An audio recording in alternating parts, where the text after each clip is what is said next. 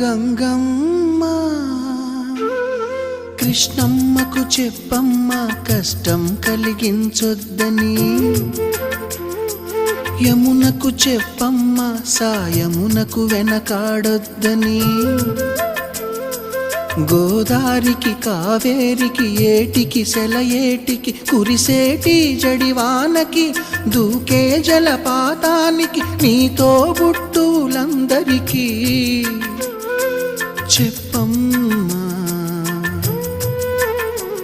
మా గంగమ్మ.